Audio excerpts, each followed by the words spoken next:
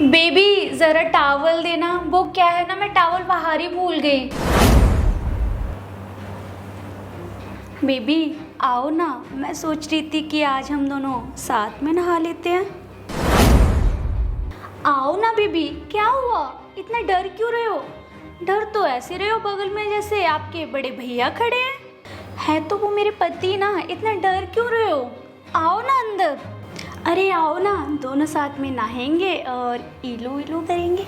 आओ ना बेबी। इसका मतलब मेरा भाई मुझसे सच बोल रहा था। मेरे ना होने पर मेरी बीवी मेरे भाई के साथ संबंध बनाती है। लेकिन कोई बात नहीं, अब तो मैंने सब कुछ अपनी आंखों से देख लिया है। आज तो मैं इसको अच्छे से सबक सिखा कर रहूंगा। आने दो इसको बाहर, तब बताता हूं मैं इसे। इतने दिनों से इतना बड़ा धोखा दे रही थी ये मुझे। देखा भैया आपने, मैंने बोला था ना, मेरी इसमें कोई गलती नहीं है। भाभी खुद मेरे साथ जबरदस्ती करती है। अबे चुप कर, मेरे सामने ना ज्यादा सीधा बनने की कोशिश मत कर। अभी दूध का दूध और पानी का पानी हो जाएगा। और तू एक बात बता मुझे, क्या मैं तुझे गांव से यहाँ शहर इसलिए लेकर आया था कि तू मेरी ही पत्नी के साथ ये सब करे? हाँ, अभी तू मेरे पास आकर बैठ चुपचाप। अभी तेरी भाभी आएगी ना, तभी दूध का दूध और पानी का पानी हो जाएगा। चला पास बैठ मेरे।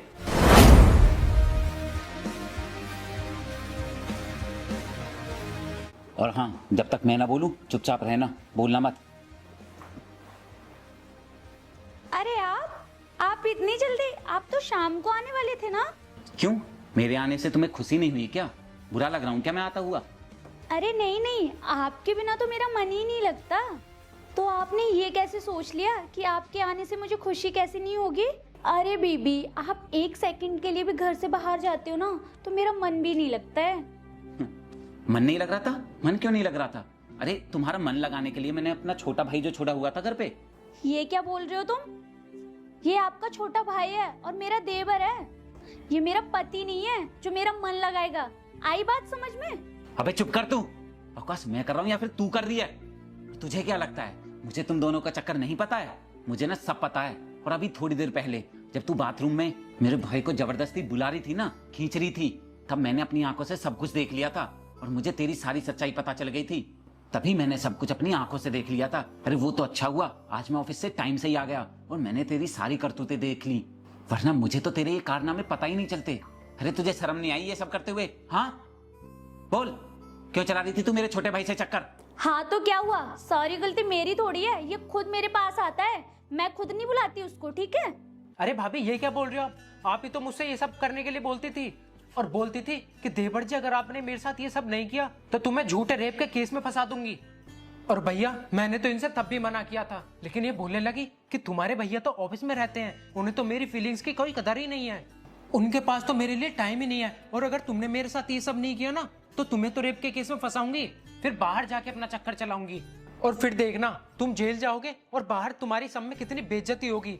तो भैया आप ही बताइए इसमें मेरी क्या गलती है? मैंने तो जो भी किया मजबूरी में किया, भाभी के कहने पर किया, तो मेरी गलती कहाँ है इस सब में? अरे चुप करो तुम दोनों।